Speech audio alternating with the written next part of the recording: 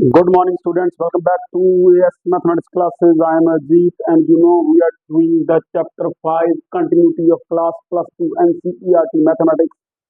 तो आज का हमारा लेक्चर बहुत इंपॉर्टेंट रहने वाला है क्योंकि आज हम बात करेंगे continuity of the greatest integer function. So without wasting time let's start. तो सबसे पहले हम देखेंगे कि एक्चुअल में जो ग्रेटेस्ट इंटीजर फंक्शन है, ग्रेटेस्ट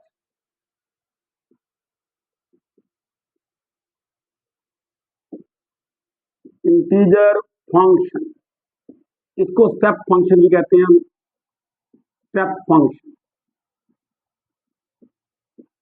ठीक है. ये क्या चीज है, क्या है ये फंक्शन? हमारा ग्रेटेस्ट इंटीजर फंक्शन, डेफिनेशन है इसकी, आ रियल वैल्यूड फंक्शन. अब रियल वैल्यूड फंक्शन कौन सा फंक्शन है? वो फंक्शन जिसकी domain and codomain both are subsets of real और real itself.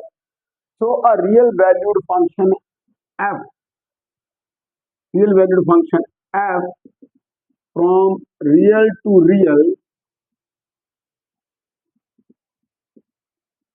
defined by fx is equal to greatest integer function x for all x belongs to real where greatest integer function अब define हम कर रहे हैं यहाँ पे, तो क्या होगा? वो x आ जाएगा if x belongs to an integer. और अगर, क्योंकि इसकी डोमेन है भाई रियल नंबर, तो कोई भी रियल नंबर या तो इंटीजर होगा या नॉन इंटीजर होगा. तो अगर तो हमारा रियल नंबर एक इंटीजर है, यानी कि अगर वो इंटीजर है 1 2 3 -1 -2 -3 0 है ना, all natural numbers are negative including 0, तब तो वैल्यू वही आ जाएगी. लेकिन अगर वो नॉन इंटीजर है तो हम क्या कहेंगे? तो क्या आएगा आंसर? तब आएगा इंटीग्रल वैल्यू या integer just less than x. Integer just less than x. ठीक है, जैसे कि मैं अब यहां आ रहा हूं. उसके बाद जैसे कि फॉर एग्जांपल अब 2 का ग्रेटेस्ट इंटीजर फंक्शन 2 ही आएगा क्योंकि 2 एक इंटीजर है ना. यही मैंने बताया इसकी डेफिनेशन में, ठीक है, कि ग्रेटेस्ट इंटीजर फंक्शन की वैल्यू वही आ जाएगी अगर हमारे पास स्क्वायर ब्रैकेट में एक इंटीजर है. जैसे कि आ गया -7, तो -7 का -7 आ जाएगा. 0 आ गया, 0 का 0 आ जाएगा. गॉट इट, ठीक है. बट अगर वो इंटीजर नहीं है, अब आ गया जैसे 1.2, तो 1.2 एक इंटीजर नहीं है, लेकिन हमने देखना है कि 1.2 जो है वो किस किस के बीच में लाई करता है, 1 और 2 में. तो अगर x इंटीजर नहीं है तो ग्रेटेस्ट इंटीजर फंक्शन x की वैल्यू आएगी integer just less then x. तो 1.2 से जस्ट लेस मतलब इमीडिएट जो उससे पहले जो इंटीजर वैल्यू आती है 1. सिमिलरली हमारे पास आ गया 3.2, तो हमें पता है कि 3.2 जो है वो इंटीजर नहीं है बट 3 और 4 के बीच में लाई करता है. तो integral value just less then 3.2 is 3. एक और एग्जांपल लेते हैं, जैसे कि आ गया 1/2. अब 1/2 एक इंटीजर नहीं है, लेकिन 1/2 is 0.5 lies between 0 and 1 and the integral value just less than 1/2 is 0. Got it? अगर हमारे पास आ गया -1.4 और हमें पता है -1.4 जो है वो -2 और -1 के बीच में लाई करता है, तो integer just less then -1/4 is -2. Got it? अब हमारे पास आ गया √2 का ग्रेटेस्ट इंटीजर फंक्शन. तो √2 की वैल्यू होती है √2 इज अप्रोक्सीमेटली इक्वल टू 1.414. तो हमें पता है कि √2 जो है वो 1 और 2 के बीच में लाई करता है, तो ये आएगा 1. ठीक है, तो आई होप कि बड़े अच्छे से आपको समझ लग गया होगा कि ग्रेटेस्ट इंटीजर फंक्शन की वैल्यू कैसे आएगी. कि अगर तो हमारे पास जो रियल नंबर है वो इंटीजर है एक, ठीक है ना, अगर इंटीजर है तो वैल्यू वही आ जाएगी, ठीक है ना, यानी कि उसकी इमेज वही आ जाएगी. 2 की इमेज 2 ही आएगी, -7 की -7 ही आएगी, 0 की 0 ही आएगी. क्यों? क्योंकि ये सारे इंटीजर हैं. लेकिन जब हमारे पास एक नॉन इंटीजर होगा तो उस केस में हम इमेज कैसे निकालेंगे?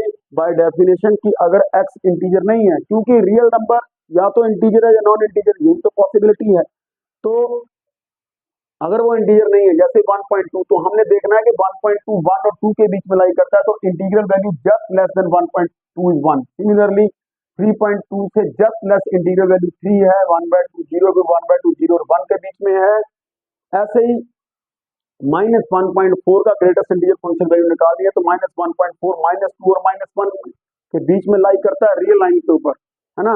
तो integral value just less then -1.4 is -2, है ना। और √2 जो है वो 1 और 2 के बीच में लाई करता है, क्योंकि √2 की अप्रोक्सीमेट वैल्यू है 1.414, तो ऑब्वियसली इसका ग्रेटेस्ट इंटीजर फंक्शन जो वैल्यू है वो 1 आएगी। Got it? तो इसको नोट कर लीजिए। आई होप कि ग्रेटेस्ट इंटीजर फंक्शन, मैं एक बार फिर बता दूं, रियल वैल्यूड फंक्शन है जिसकी domain and codomain both are subsets of real, है ना। तो अभी मैं इसको साफ कर रहा हूं, ठीक है। तो अभी मैं इसको साफ कर रहा हूं और डोमेन और रेंज हमने लिखनी है ग्रेटेस्ट इंटीजर फंक्शन की, है ना। अब डोमेन क्या आएगी इसकी, पहले बताऊं डोमेन क्या है। Domain of any function is the set of all those points on the real line where the function is well defined, means to say that it has some finite value। वहां पे function defined होना चाहिए, undefined नहीं होना चाहिए। तो जो greatest integer function है वो वेल डिफाइंड है सभी रियल नंबर्स के लिए, कहीं भी ये अनडिफाइंड नहीं होगा। तो ऑब्वियसली इसकी डोमेन तो आएगी set R of real number. अब आ गया रेंज ऑफ फंक्शन। रेंज क्या होती है फंक्शन की? द सेट ऑफ इमेजेस और the values which the function takes at the points of its domain. तो वो सारी वैल्यूज को लेकर, जिसे हम इमेजेस कहते हैं, set of images, that is called range. तो हमने यहाँ बड़े ध्यान से जो एग्जांपल्स किए हैं वहां पे आपने एक चीज नोट की कि चाहे हमारा रियल नंबर एक इंटीजर है, क्योंकि डोमेन रियल है, तो डोमेन चाहे एक इंटीजर है चाहे नॉन इंटीजर है, लेकिन हमारी जो रेंज है, जो हमारी जो इमेज है वो इंटीजर ही आ रही है, चाहे वो इंटीजर है चाहे नॉन इंटीजर है। तो इट मींस जो ग्रेटेस्ट इंटीजर फंक्शन है उसकी जो रेंज आएगी वो सेट आई ऑफ इंटीजर आएगी, set I of integer. Got it? ठीक है, समझ में आ गया कि जो रियल वैल्यू जो हमारा ग्रेटेस्ट इंटीजर फंक्शन है वो सारे ही रियल नंबर्स के ऊपर वेल डिफाइंड है, मींस कोई ना कोई फाइनाइट वैल्यू दे रहा है, तो डोमेन तो आ गई रियल नंबर। जब भी आपने किसी फंक्शन की डोमेन ढूंढनी है तो सबसे पहले आपके दिमाग में चलना चाहिए कि रियल लाइन, अगर वो रियल वैल्यूड फंक्शन है, क्योंकि कम्प्लेक्स वैल्यूड फंक्शन भी आप हायर क्लासेस में पढ़ेंगे जाकर, तो आपको सोचना पड़ेगा कि क्या कोई ऐसा पॉइंट तो नहीं है रियल लाइन के ऊपर, कोई ऐसा नंबर तो नहीं है जहां पे फंक्शन अनडिफाइंड हो रहा है, तो ऐसा नंबर है नहीं। तो it means domain of this function is set R of real. Okay, अभी मैं इसको साफ कर रहा हूं, आपको समझ में लग गया होगा। अभी बात करें हम graph of greatest integer function. Graph of greatest integer function,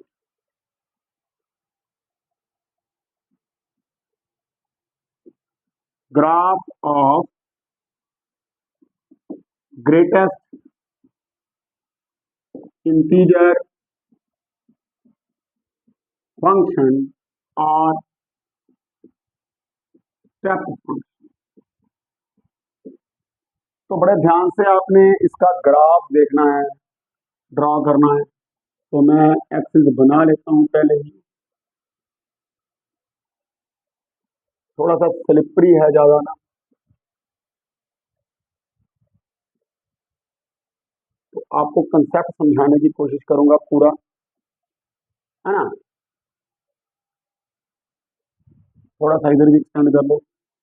जी है, X O X dash and this is Y O Y, है ना। तो ये आ गया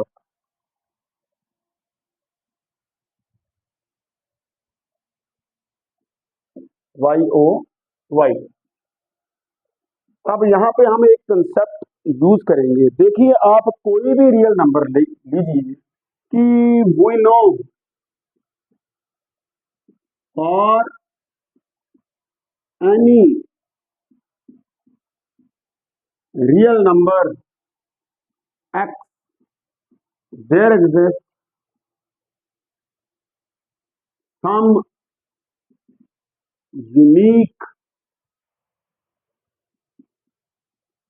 unique integer m such that कि वो जो रियल नंबर है वो m और m+1 के बीच में लाई करेगा। आई रिपीट कि किसी भी रियल नंबर x के लिए हमारे पास ऐसा कोई ना कोई यूनिक इंटीजर m एग्जिस्ट करता है such that real number lie between. अगर वो रियल नंबर इंटीजर है तो ऑब्वियसली m के इक्वल आ जाएगा, लेकिन अगर वो नॉन इंटीजर है तो वो इन दोनों के इन बिटवीन लाई करेगा। जैसे कि 2.1 हमें पता है 2.1 जो है वो 2 और 3 के बीच में लाई करता है, तो यहाँ पर m की वैल्यू कितनी आ गई? 2 आ गई ना। कोई भी 7.2 आ गया, तो 7.2 ऐसा हमारे पास यूनिक इंटीजर एग्जिस्ट करता है। कौन सा? 7। और ये 7 और 8 के बीच में लाई करता है, तो अगर वो 7 ही है तो ऑब्वियसली वो 7 के इक्वल आ जाएगा, है ना। समझ गए बात? कोई भी नंबर हम बोले 5.2 5 और 6 के बीच में लाई करेगा, √2 1 और 2 के बीच में लाई करेगा, √3 1 और 2 के बीच में लाई करेगा, √5 2 और 3 के बीच में लाई करेगा, है ना। क्योंकि √5 जो है वो 2 पॉइंट समथिंग है, 2 और 3 के बीच में लाई करेगा, तो ऑब्वियसली उसकी ग्रेटेस्ट इंटीजर फंक्शन वैल्यू 2 आएगी ना, क्योंकि √5 is a non integral real number. तो आई होप कि आपको ये समझ लग गया होगा ये चीज, है ना। मैंने एग्जांपल साफ कर दी, मैं आपको थोड़ा सा बता दूं यहाँ पर, वहां से आपको समझ लग गया। ठीक है, 1 और 2। ठीक है, नोट कर लीजिए ये रिजल्ट, क्योंकि इसी रिजल्ट को यूज करके ही हमें इसका ग्राफ प्लॉट करना है। और मैं आपको बता दूं उसके बाद ग्राफ है क्या चीज है, तो पहले इसको नोट कर लीजिए रिजल्ट को। ठीक है, इस रिजल्ट को नोट कर लीजिए। आई होप कि आपने नोट कर लिया होगा। तो बेटे जब हम किसी फंक्शन का ग्राफ ड्रा करते हैं तो एक्चुअल में ग्राफ ऑफ ए फंक्शन क्या होता है? It is a relationship between the domain, points of domain and the images, the set of images. Means किसी भी फंक्शन के डोमेन का पॉइंट, मान लीजिए जैसे कि मैंने ले लिया 1.2 डोमेन का पॉइंट, है ना, तो इसकी रेंज क्या आएगी? अगर मैं ग्रेटेस्ट इंटीजर पूछ, रेंज 1 आएगी, तो इट मीन ये पॉइंट आ गया 1.2 और 1, ये हमने प्लॉट कर देना यहाँ पे ग्राफ पेपर के ऊपर। तो ये एक रिलेशन है between the points of domain and there corresponding images. जितने भी पॉइंट्स आएंगे सभी को ग्राफ के ऊपर हम प्लॉट करेंगे, उनको मिला देंगे, हमें हमारे पास जो है वो जो गिवन फंक्शन है उसका ग्राफ आ जाएगा। तो हम यहाँ पर ग्रेटेस्ट इंटीजर फंक्शन का ग्राफ बनाने जा रहे हैं। ठीक है, तो मैं थोड़ा -1 से -2 -3 -4 थोड़ा है, -4 तक आपको समझाने के लिए। फिर 0 आ गया, फिर आ गया 1, फिर आ गया 2, फिर आ गया 3, फिर आ गया 4, चलो 5 भी ले लेते हैं, है ना। ये 0, ये 0, 1 2 3 4 5। इधर आ गया 1 2 3, है ना, 4 5। ज्यादा क्लोज तो नहीं ले लीजिए, ले लीजिए 1 2 3 4। मैं आगे आपको क्लियर हो जाएगी। 5 4 3 2 1 0, एंड दिस इज -1 -2 -3 -4 -5 -1 -2 -3 -4। अब चलिए उस कंसेप्ट को यूज करके ग्राफ हम प्लॉट करेंगे। तो व्हेन हम मान लेते हैं कि लेट, हमें पता है कि ग्रेटेस्ट इंटीजर फंक्शन जो है ये है f(x) is equal to mod of x, which is equal to x if x belongs to integer, और integer just less than x अगर x इंटीजर नहीं, है ना। तो डोमेन जो है इसकी, मैंने अभी आपको बताया ग्राफ क्या है, रिलेशन है between the points of domain and there corresponding images. जो पॉइंट्स आएंगे प्लॉट करें। तो हमारी इसकी डोमेन जो है वो सेट आर ऑफ रियल्स है, तो वो तो या इंटीजर होगा या नॉन इंटीजर होगा। और चलो शुरू करते हैं कि जब हमारा x जो है वो -4 होगा या -4 से बड़ा एंड स्ट्रिक्टली लेस देन 3, तो उसकी ग्रेटेस्ट इंटीजर फंक्शन वैल्यू कितनी आएगी। अब आप देखिए, अगर तो -4 हुआ तो ग्रेटेस्ट इंटीजर फंक्शन वैल्यू -4 ही आ जाएगी। लेकिन अगर उससे बड़ा हुआ, -3.9 हो गया या -3.1 हो गया या -3.8 हो गया, तब भी वैल्यू -4 आएगी। क्यों?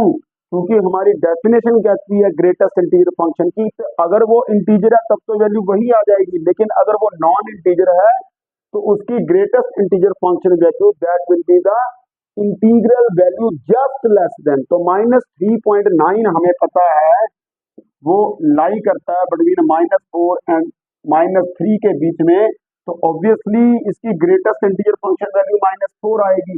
इट मींस वो सारे रियल नंबर अब कितने हैं, इनफाइनाइट है ना।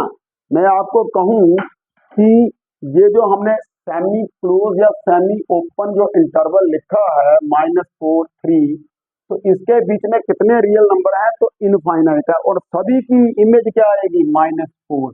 अब चलिए ग्राफ के ऊपर, तो इट मींस वो सारे रियल नंबर जो -4 या -4 के इक्वल हैं और -3 से छोटे हैं, यहाँ ओपन इंटरवल आ जाएगा, उन सभी की इमेज कितनी आएगी, इमेज ये set of images y axis के ऊपर आएगा, तो उन सभी की इमेज क्या आ जाएगी, -4। Got it. देखो वो सारे, देखो -4 की भी -4 image set of images y axis के ऊपर आता है ना। और उससे बड़े जितने भी -3.9 -3.2 माइनस जितने भी हैं, इनफाइनाइट हैं, मैं सारे लिख नहीं सकता, लेकिन सभी की इमेज -4 आएगी। Got it. अब जब x हमारा greater than equal to -3 less than -2, तब ग्रेटेस्ट इंटीजर फंक्शन वैल्यू क्या आएगी। अब तो आपको समझ लग गया होगा, यानी कि -3 की ग्रेटेस्ट इंटीजर फंक्शन वैल्यू -3 आ जाएगी, लेकिन जो इससे बड़े हैं -2.9 -2.1 -2.4 जितने भी हैं, सभी की ग्रेटेस्ट इंटीजर फंक्शन वैल्यू -3 ही आएगी। ठीक है, तो आई होप कि आपको समझ लग गया होगा। ठीक है, तो ये आ गया -3।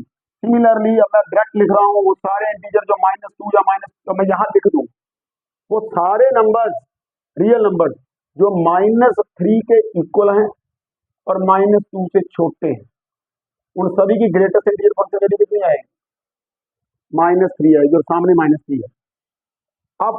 अब नेक्स्ट, वो सारे रियल नंबर जो -2 के इक्वल है या -2 से बड़े हैं और -1 से छोटे हैं, उनकी ग्रेटेस्ट इंटीजर फंक्शन वैल्यू -2 आएगी, तो ऑब्वियसली -2 आ जाएगी यहाँ पर। ठीक है, तो -2 यहाँ। अब वो सारे रियल नंबर जो -1 या -1 से बड़े, 0 से छोटे, स्ट्रिक्टली लेस देन, तो वैल्यू -1 है, ठीक है ना भाई। और 0 की 0 उससे छोटा कोई भी ले लो, 0.9 माइनस के, तो वैल्यू तो 0 आएगी ना, -0.7।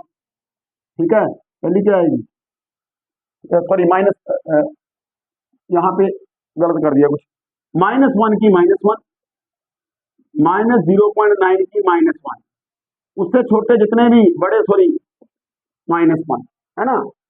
तो इट मींस उनकी ग्रेटेस्ट इंटीजर फंक्शन वैल्यू -1 आएगी। -1 पे open interval, open interval means end points are excluded points, और क्लोज इंटरवल में end point, that point is included point. अब आगे आ जाइए, वो सारे रियल नंबर जो 0 या 0 से बड़े और 1 से छोटे, जैसे कि 1/2, जैसे कि 0.5, जैसे कि 0, इन सभी की 0 आएगी भाई, क्योंकि integer just less then 0.5 that is 0, और 0 तो खुद इंटीजर है, उसकी तो वही आएगी। तो इट मींस इसकी ग्रेटेस्ट इंटीजर फंक्शन वैल्यू क्या आएगी, 0 आ जाएगी। ऐसे ही वो सारे रियल नंबर जो 1 या 1 से बड़े हैं, 2 से छोटे हैं, उनकी ग्रेटेस्ट इंटीजर फंक्शन वैल्यू कितनी आ जाएगी, 1 आ जाएगी। तो मैं यहाँ पर आ गया, जितने भी जो 0 या 0 से बड़े हैं और 1 से छोटे हैं, ये उनकी ग्रेटेस्ट इंटीजर फंक्शन वैल्यू 1 आएगी। वो सारे जो 1 या 1 से बड़े, 2 से छोटे, उनकी वैल्यू कितनी आएगी, 1 आएगी। वो सारे जो 2 या 2 से बड़े, 3 से छोटे, वैल्यू 2 आएगी। वो सारे रियल नंबर जब 3 या 3 से बड़े, 4 से छोटे, वैल्यू कितनी आएगी? 4 आएगी, है ना, 3 आएगी। 3 या 3 से बड़े, 4 से छोटे, वो सारे नंबर जब 4 या 4 से बड़े और 5 से छोटे, उनकी वैल्यू क्या आएगी? 4। अब लिखने की जरूरत नहीं है, आपको समझ लग गया है सारा ही, है ना। I repeat once again, graph में इसका रिपीट कर रहा हूँ, ठीक है, कि अब देखो वो सारे नंबर जो 1, जब जो 1 है, 1 का 1 आएगी, में 1 ही आएगी। 1 से बड़ा 1.2, 1.3, 1.4, 1.9, सभी की वैल्यू कितनी आएगी? 1, ठीक है ना। अब जो नंबर 2 है, 2 की 2 और 2.1, 2.2, 2.3, 2.01, कुछ भी बोल लो, 2.999, सभी की वैल्यू 2। 3 या 3 से बड़े, 3 की 3, 3.1, 3.2, 3.3, 3.4, मैं सिंपली ले लेता हूँ 3.9, 3.999, सभी की 3, ऐसे 4.1, 4 की 4, 4.1, 4.2, 4.3, ऐसे। तो हमारा ये ग्राफ बन गया। तो इट मीन्स हमारे पास ये क्या आ रही है? स्टेप्स आ रही है। देखो स्टेप्स आ रही है ना, स्टेप्स, देखो step, first step, second, third, fourth, fifth, ऐसे। So that's why our greatest integer function is also called a step function. Got it? तो इसीलिए हम इसको स्टेप फंक्शन कहते हैं, ठीक है। तो आई होप कि आपको समझ लग गया होगा इसका ग्राफ। तो अभी मैं इसको इरेज कर रहा हूं। लीजिए आगे करते हैं बात इसकी continuity, continuity of greatest integer function, continuity of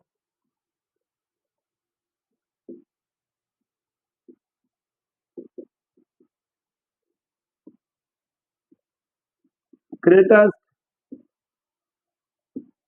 integer function.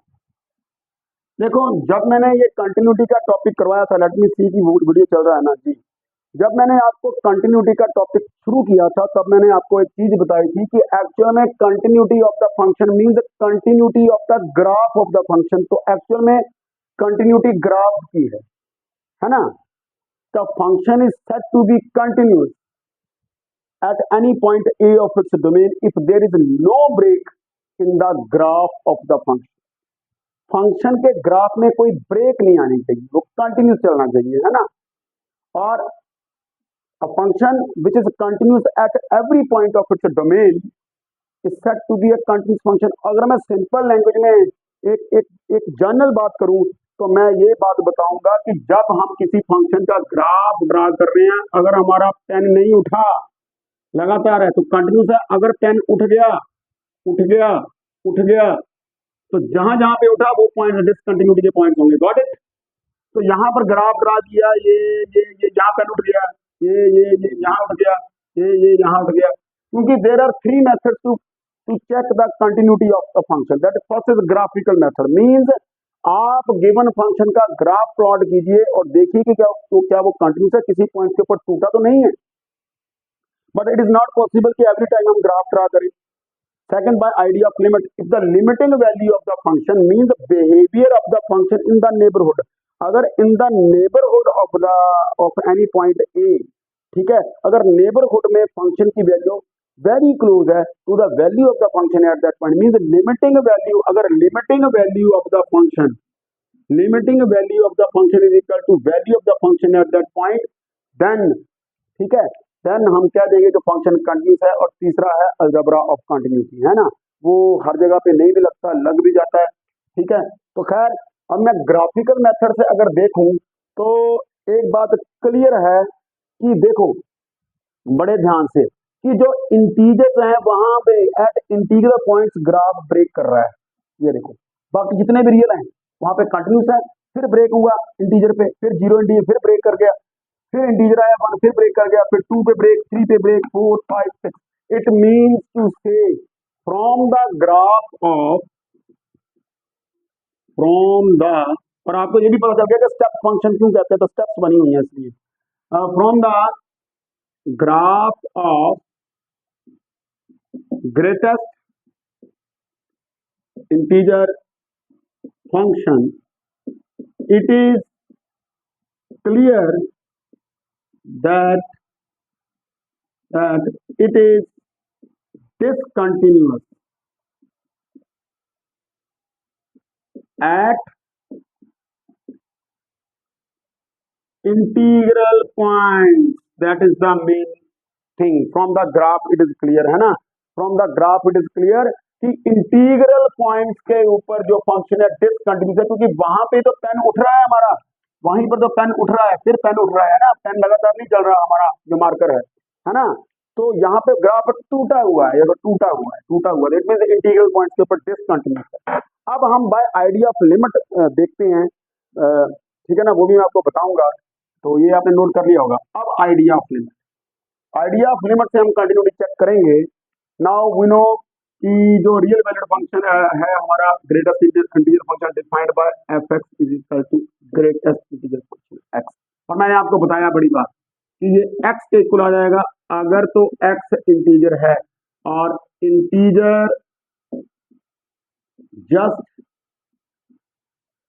Less than x अगर if x is non integer. ठीक है, तो हमने continuity by idea of limit हमने निकाल ली है। तो मैं वंस अगेन आई रिपीट कि domain of the function is a set R of reals, तो ये या तो इंटीजर होगा या नॉन इंटीजर होगा। तो हम मान लेते हैं कि let A belongs to R, domain of function be arbitrary, है ना, आर्बिट्रेरी। देन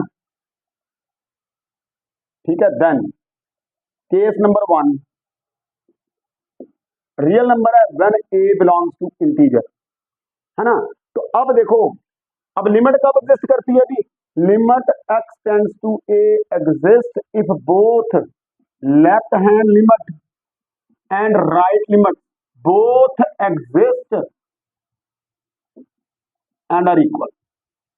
ठीक है, तो ये जो ग्रेटेस्ट इंटीजर फंक्शन है, जब फंक्शन को ब्रेक किया होता है किसी पॉइंट के ऊपर, या ट्रिग्नोमेट्रिक फंक्शन है, मॉडुलस फंक्शन है, उस केस में जब हमने लिमिट एवेल्युएट करनी होती है तो हमें लेफ्ट और राइट लिमिट्स लेकर चलना पड़ता है ना। तो यहाँ पर लेफ्ट एंड राइट लिमिट्स लेकर चलना पड़ेगा, तभी पता चलेगा। तो लेफ्ट, लेट मी सी कि बोर्ड विजिबल है आपको यहाँ पर, हाँ जी। लेफ्ट हैंड लिमिट सामने करूंगा, left hand limit that is equal to limit X tends to A from left side of X. तो ए के नेबरहुड में नेचर चेक करेंगे हम फंक्शन। अब ये आ जाएगा हमारे पास limit h tends to 0 a minus h. ठीक है, लिखते हैं हम, हमें पता है लिमिट कैसे निकालेंगे। Put x is equal to a plus h, फिर h is greater than 0 however small such that as x tends to a h tends to 0, है, लिमिट का आपको पता है। अब a minus h, h is very very small, means x tends to, जैसे 3 है तो मीन्स अगर लेफ्ट साइड से कर रहा है तो हो सकता है वो 2.9 हो। अगर x 2.9 है तो नेचुरली बात है जो h आएगा वो क्या आएगा, 3 माइनस 2.9, तो 0.1 आ गया। और क्लोज आएंगे तो 2.99 आ जाएगा, तो 0.01 आ जाएगा। फिर वैल्यू यानी कि h की वैल्यू 1/10, 1/100, जैसे जैसे क्लोज करेगा h भी 0 को टेंड करेगा। जब लिमिट का टॉपिक बनाऊंगा तो आपको बताऊंगा। अभी फिलहाल आप एक चीज सोचिए, मैं आपसे कहूं कि h आपका है 1/10, अब ध्यान से देख लीजिए, और 5 प्लस h की ग्रेटेस्ट इंटीजर फंक्शन वैल्यू निकालिए, 5 माइनस h की, सॉरी। तो 5 में से जब h माइनस कर देंगे, 5 माइनस 0.1 तो 4.9 आ जाएगा। तो उसकी ग्रेटेस्ट इंटीजर फंक्शन वैल्यू कितनी आ जाएगी, 4।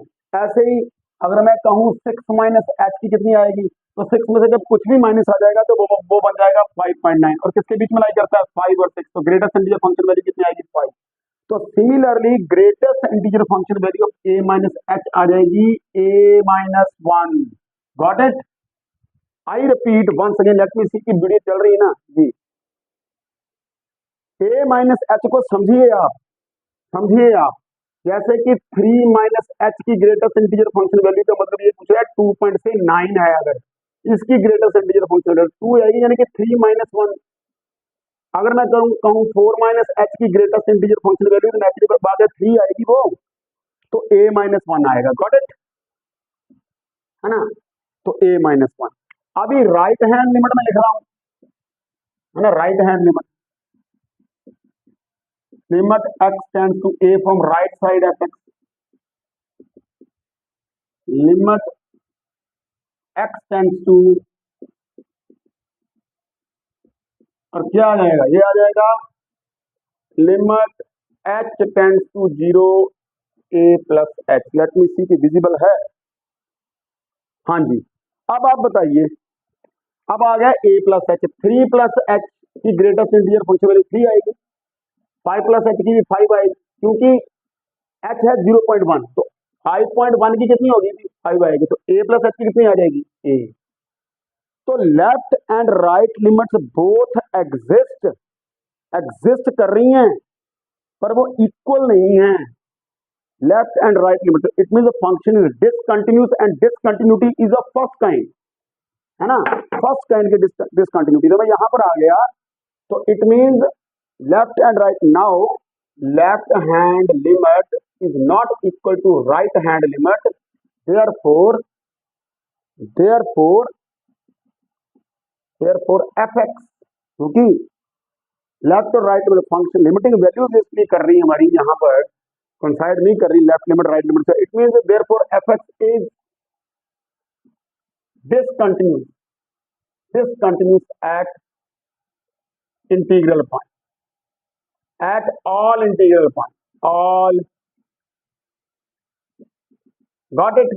क्योंकि लिमिट, क्योंकि हमारी कंटिन्यूटी की डेफिनेशन तो यही कहती है ना, limiting value should be equal to the value of the function, लेकिन लिमिटिंग वैल्यू तो यहाँ पर एग्जिस्ट ही नहीं की, है ना, लिमिट एग्जिस्ट ही नहीं करती, तो इट मीन्स वहां पे ग्राफ जो है वो टूट जाएगा, कुछ नहीं आएगा, लिमिटिंग वैल्यू एग्जिस्ट ही नहीं कर रही, तो इट मीन्स जो हमारा ग्रेटेस्ट इंटीजर फंक्शन है वो डिसकंटिन्यूस है at all integral point.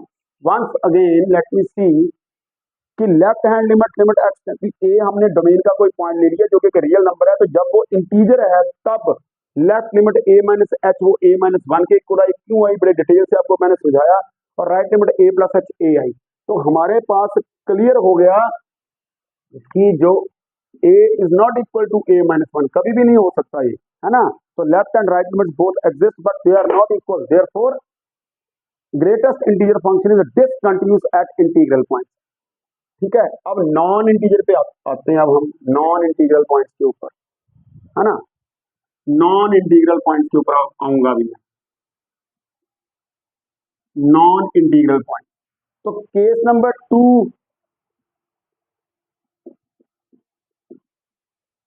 when a is not an integer, तो उस केस में लेफ्ट हैंड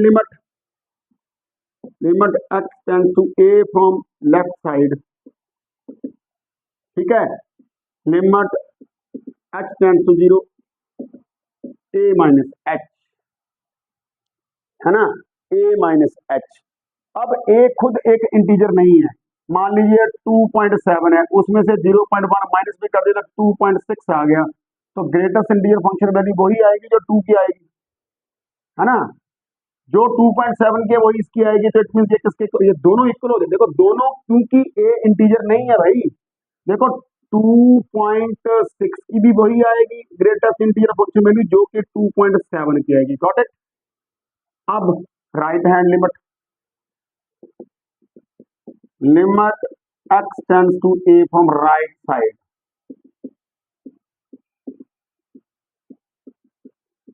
तो चाहे अब मैं a ले लेता हूं 2.6, तो a प्लस एच, क्योंकि h ले लेते हैं 0.1, तो 2.7, है ना, तो जो a की ग्रेटेस्ट इंटीजर फंक्शन वैल्यू होगी वही a प्लस एच की होगी, इक्वल होगी ना, देखो चेक करो, 2.6 की भी 2 आएगी और 2.7 की भी 2 आएगी, तो इट मीन ये क्या आ जाएगा, ये हमारे पास क्या आ जाएगा, जो value greatest integer function a की आएगी।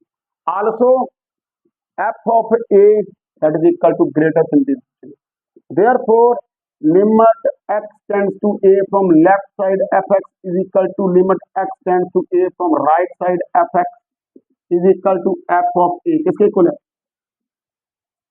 this implies fx is continuous at all non integral point, that's it।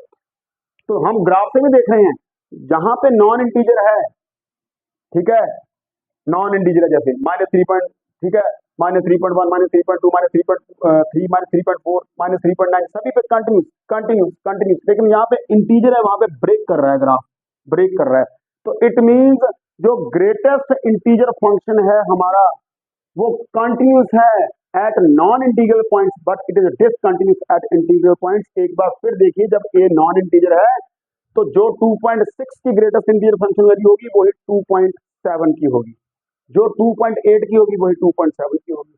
तो ये इक्वल आ जाएंगे क्योंकि ए नॉन इंटीजर है। बच्चे कंफ्यूज हो जाते हैं, बार बार इस वीडियो को देखना है। तो that's all about the graph of greatest integer function and it's continuity. बड़े डिटेल से मैंने आपको बताया। आई होप कि आपको लेक्चर बड़े अच्छे से समझ में आ गया होगा। तो once again in the last I request kindly subscribe कर दीजिए चैनल को। आप देख रहे हैं, लेकिन मैं चाहता हूँ कि आपको सारी वीडियोस आप तक पहुंचे और आपकी जो नॉलेज है, आपके ज्ञान में जो है वो वृद्धि हो, है ना। यही मोटिव है। तो आई होप कि आप सब्सक्राइब करेंगे। सभी व्यूअर्स जिन्होंने अभी तक सब्सक्राइब नहीं किया, kindly subscribe my channel. Thank you, have a nice day.